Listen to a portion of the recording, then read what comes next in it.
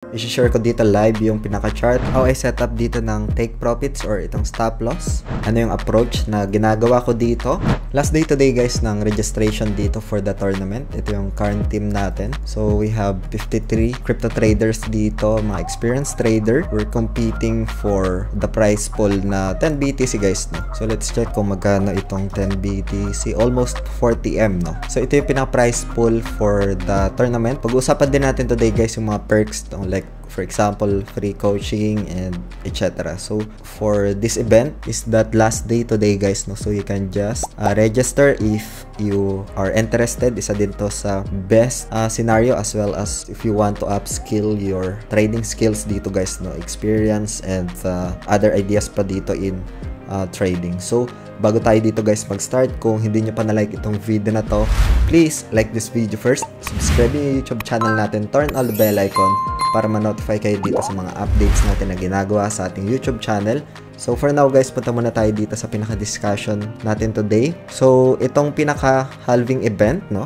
It's a trading competition event ito. So as mentioned dito, registration starts nung 18 tapos until today guys, no? So you can just register naman dito. Ilalagay ko yung mga official link sa description ng video na to para mapuntahan nyo if you are interested dito guys, no? So yung competition period mag-start tomorrow, April 8 hanggang April 26 guys, no? So like around 3 weeks lang itong competitions na ito, pero most of my tournaments na nasalihan before is that 30 days, no? So ito 3 weeks lang, I think, for the anticipation ng upcoming halving, no? So yun, punta muna tayo dito guys. Ito ipopost ko to sa Facebook. We have notable tournaments na sinalihan before, like itong Futures Grand Tournament, Global Futures Invitational, WSOT, tapos yung Individual Futures Competition, no? So discuss ko lang dito guys. If you're interested lang, ayun, share ko lang din ito. And ano nga ba yung mga perks, benefits if you just join dito. Like for example, you can get, it's free lang ito guys, no? Yung coaching, kung ano yung pinaka-strategy ko.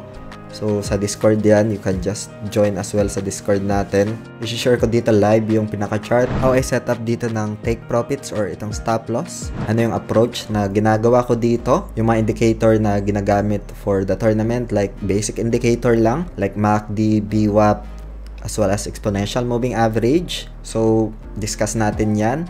And dito guys, we can also discuss how we manage our emotion, like for example during tournament, how to use basic indicators, yung patterns like MACD, VWAP, EMAs, as well as yung price structures, yung mga patterns, no? So andito naman yung code.